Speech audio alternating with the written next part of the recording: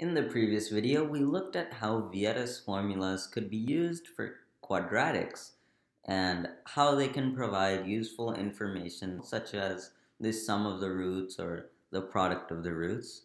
But it does raise an interesting question of what happens when we increase the size of the polynomial. What if the polynomial was a third degree polynomial or a fourth degree polynomial? So let's look at that. It's an interesting question, and the first step when trying to figure out something like this is probably to experiment around. So we expanded two binomials in the previous video, and I changed the roots to R1 and R2 as it'll hopefully make things clearer later on in the video.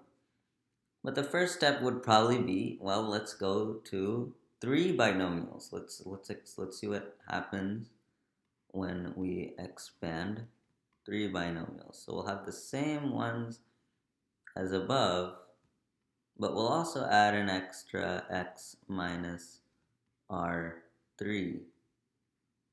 And as you can see, the first part is equivalent to the part over here, so we can just write down what we wrote before.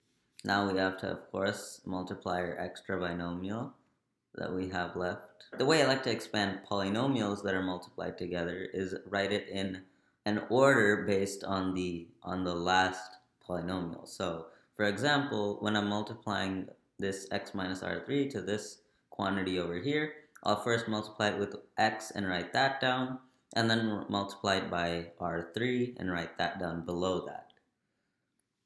So let's actually do that. We're gonna set this equal to, and we'll still keep the a on the outside. So I'm just gonna write a times all of this on the outside. Let's expand the inside now. So x times x squared would be equal to x cubed. X times negative r1 plus r2x would just be negative r1 plus r2 x squared, and then we have the plus r1 r2 x, and now I'll expand the r3 part of it. So since it's when we multiply r3 to x squared, it's going to be negative r3x squared. I'll put it below the x squared term over here, so we have negative r3 x squared.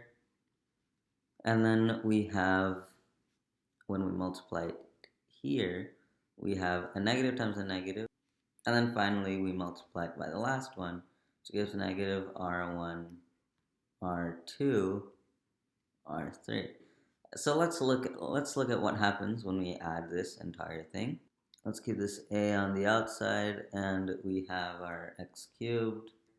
Now when we add this negative r3 x squared to this term over here, will be the negative we can take outside as before, so we'll be left with minus r1 plus r2 plus r3 times x squared.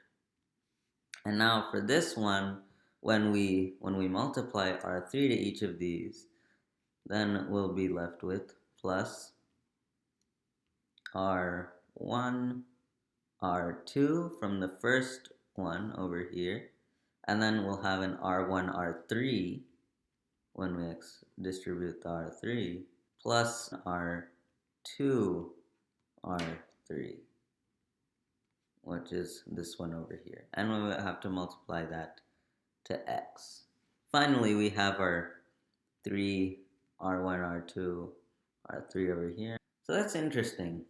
Our original roots were r1, r2, r3, so the second coefficient of our polynomial is still a times the negative of the sum of the roots, which is the same as what we saw in the quadratics video about Vieta's formula. So, but there is a new thing over here. There's still the product of the roots at the end over here, except it's negative, which is something to take note of. But there is something new here. We have a looks kind of like a permutation of the values of the roots. So we have first, we multiply the R1 times R2, then we multiply the R1 times R3, then we finally do the combination that hasn't happened, R2, R3. And so we should start to get some idea here of what is going on, and that is the basis for how Vieta's formulas actually works. So first of all, let me write out the standard form of a cubic just to compare it. Ax cubed plus bx squared plus cx plus d. And so when we have ax cubed, that is accurate. We see in a times an x cubed. But what we're seeing here is that b, so we can actually write these down for cubics. So this is you can say the cubic, the Vieta's formulas for cubics. So we can say that b is equal to a times the negative of the sum of the roots. So we can keep the negative a times r1 plus r2 plus r3. So that's negative a times the sum of the roots. And we can divide by negative a on both sides, and we get the same thing as we saw in the last video, except with an extra root. Negative b over a is equal to the sum of the roots. If we look at the constant term first, we see that d is equal to, and we have to remember this a all the way over here. So if d is equal to negative a times r1, r2, r3.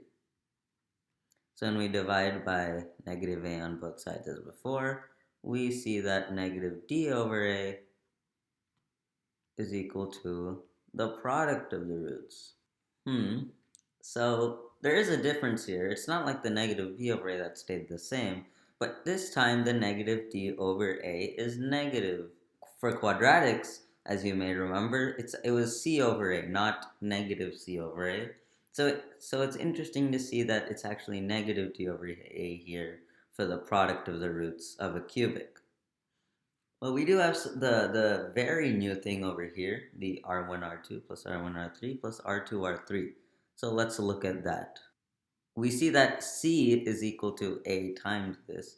So I'll write that over here. C is equal to a times r1, r2 plus r1, r3 plus r2, r3.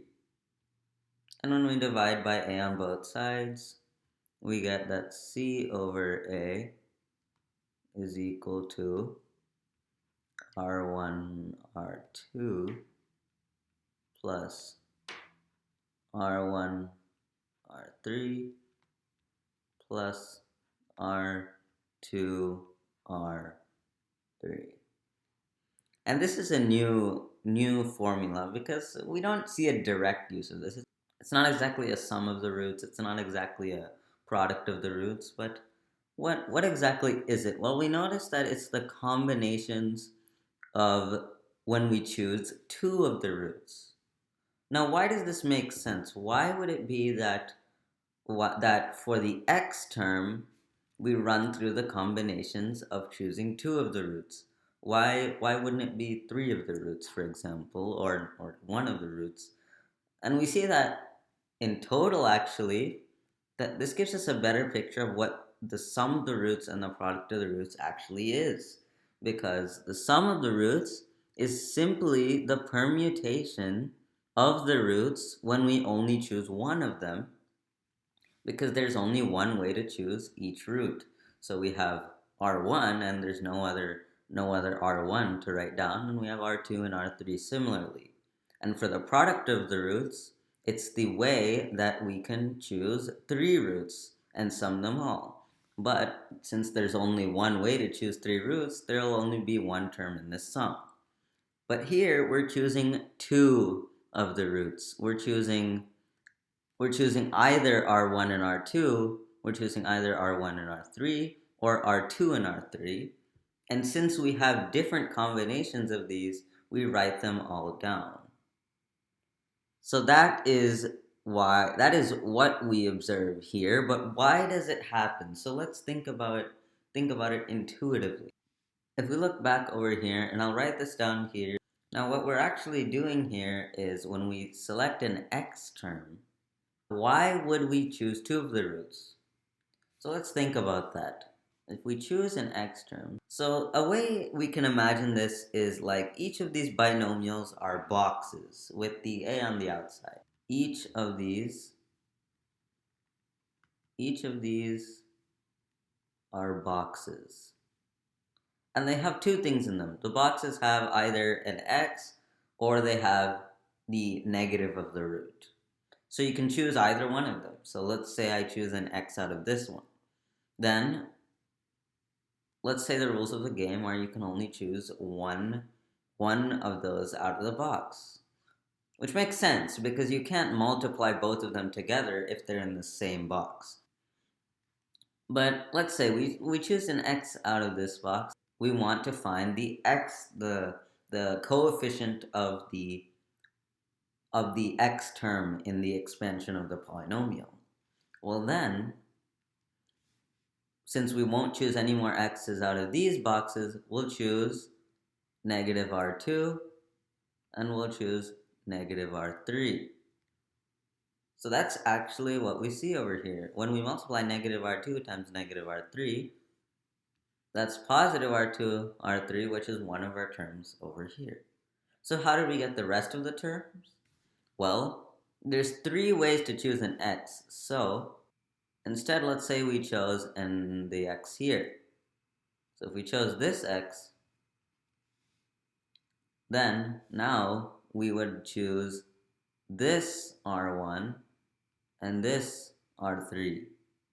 And as we see, negative R1 times negative R3 is what we have over here.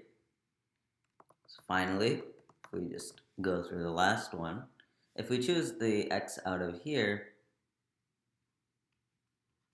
then of course we have negative R1 times negative R2, which you can see over here.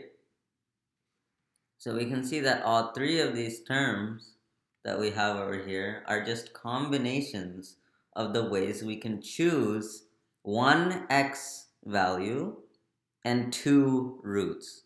So that's the general idea that we should remember here. We just imagine each of these binomials as boxes, and each of these have two items, one x and one root. The x's are all the same, but the roots are all distinct. But the basic thing to remember is that when we choose one value out of here, then the rest of what we're choosing is dependent on how many we want to choose. So what we're actually going to do here is see what happens when we look at an even larger degree polynomial. So let's look at a times x minus r1 times x minus r2 n times x minus r3. And instead of expanding it, we'll of course add an extra one, x minus r4. And instead of expanding it this time, we'll try to expand it without doing our distribution method that we've been doing so far. We'll try to expand this polynomial using Vieta's formulas in this manner. So let's look at that. The first term in our polynomial is definitely going to be, in fact, I'll write the standard form over here in A, B, C, D, E style. But let's see how we can form this polynomial based on the roots. So first we'll want an x to the fourth term. So let's write down the x to the fourth term over here. And we don't exactly know the coefficient yet. But let's see. So, and for the purposes of this, I'll keep the a on the outside just because it's easier to see the patterns that are going on here. So we have an x to the fourth, which how many ways can we write the coefficient of x to the fourth? Well, in order to get 4 x's, from each of these boxes, we have to choose one x. Since we've already chosen from the 4 boxes, there's no more coefficients that we could get. There's only one possible way to choose 4 x's when there are 4 boxes. So this will be our only, 1 will be our only coefficient for the x to the fourth term. So if we look at the x to the third term, and I won't write anything yet because there might be other ones. Well, let's see. So we have x, we want to choose 3 x's, so we'll choose 3 like so. We'll choose from each of the 3 boxes. And as you can see, we only have one root left to select. And this will happen every time. There's only, when you choose 3 x's, there's only one root left remaining to choose from. So the coefficient in this case will be the sum of the roots. But how will you tell whether it's negative or positive? The way to do that is simply check the number of roots that you are permuting. So the number of roots that you are running through. So since we're only running through one root each time, a negative will stay, like -1. So I'll actually write that down. We know that -1 to the power of any odd number n is equal to -1. So the same idea, when you're only choosing one root, or if you're choosing 3 roots, -1 to the power of 1 or -1 to the power of 3 would still remain -1. In that idea, when we're choosing one root, we know that this must actually be negative. So let's actually change that. So this will be negative. And of course, we realize that since we're only choosing one root at a time, this would be the sum of the roots. But that'll be our x to the third term. So that's very interesting. And since we already got an odd power here, we know that the next one is going to be positive, since it alternates. It's like you got a -1 to the power of 1 is -1, but -1 squared is 1. So we'll have a positive here, we already know. So what happens when we choose 2 x terms? So let's choose 2 x terms this time. So if we choose 2 x terms, then we have 2 over here, and we see that we have 2 roots left to choose from. We have the -r cubed and the -r to the fourth. We have both of these roots to choose from. So now we're running through 2 of the roots. So all we have to do is go through all the permutations of 2 of the roots. However, we don't want to repeat any. So the way we'll do that is by listing them out and figuring out if we have repeated any. So let me first remove these and we'll write them down. So first we have, if we choose from the R1s, let's say one of ours will be R1. We want to choose an R1 from this box.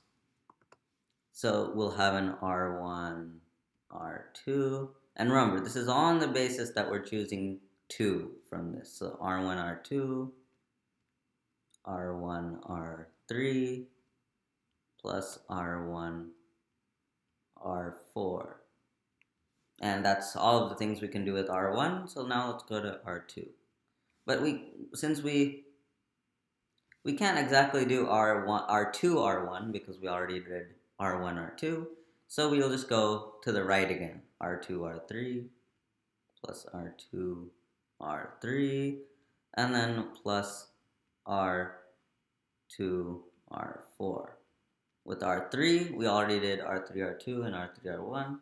So we can only go to the right again, which is R3, R4. We've already done everything with the R4. We can't go to the right anymore. So we'll close it off. And that will be the x squared coefficient. Now this is starting to get interesting. So now we have our x coefficient. Now we're running out of space here. But with the x coefficient, what we're doing is we're running through cycles of 3 roots, because when we choose an x over here, what we have left is that we're choosing 3 of the remaining roots. So we're choosing negative r2, negative r3, negative r4. Now, since we're choosing an odd number of roots, we know that from our experimentation and logical thinking, we have a negative term. So I'll actually write this over here. We're going to run in cycles of 3. Well, we know that we'll have a total of 4 permutations of 3, because there's only one way to choose. There's 4 ways to choose one x out of each of these boxes. We can either choose here, we can either choose here, here, or here. So we'll know we have 4, so let's keep that in mind. So we have a negative times r1, r2, r3. That's one of them. Can also do r1, r2, r4. So that's one of them. Now we can also do r1, r3, r4. And the last one we didn't do is r2, r3, r4. And we can be confident that we ran through all of them as long as none of them repeat, because there's only 4 ways to choose one x, or there's only 4 ways to choose 3 roots. So as long as none of these repeated, which you can see that they haven't, we can close that off, and that'll be our x term. And now finally, we have our constant term, which we can be happy about seeing, because that is simply choosing 4 of the roots, which, as we can see, there's only one way to do. And it's even number of roots, so we can add them. r1, r2, r3, r4. And this is Vieta's formulas for any general polynomial. And you can see, like, let's say I gave you a 6-degree polynomial, and I asked you, well, hey, what is the coefficient of the x squared term of the 6th-degree polynomial in terms of the roots? Using this box method, or if you're familiar with combinations, then that might just be easier for you to visualize. But you could tell me based on this Vieta's formulas idea. So to finish it off, let's just write down the formulas that we have in terms of these coefficients. So let's say we have the sum of the roots of this polynomial is, and I'll just make it over here. So we have the sum of the roots of the 4th degree polynomial is negative b over a, and that is equal to r1 plus r2 plus r3 plus r4. And we have actually I don't know what to call it, but we have this, which is equal to c over a, and that is equal to this. And now an easier way to write this is actually just, this is a symmetric sum, or this is what is known as an elementary symmetric sum, and that basically means that we're running through the permutations of these values at the basic level. So I will call that S of 2, as it's the second symmetric sum that we see here. And we see that, so this you can also write as S of 1. And then we have negative d over a, which is equal to the third symmetric sum. And finally, we have e over a, and that is equal to the 4th symmetric sum. Now, hopefully this was interesting, how we could figure out that polynomials, if we change our perspective a little, you can actually think of them from a combination perspective, or these interesting patterns of the symmetric sums. And that really changes our view on polynomials and how the coefficients of the polynomial work. For future reference, if you want to look up symmetric sums and learn about the different types of summation. There's that too. And hopefully maybe I'll go over that in a future video. But there's still so much more about polynomials to learn, and try to see if you can figure out the Vieta's formulas for different kinds of polynomials. But yeah, I hope you enjoyed, and see you in the future videos.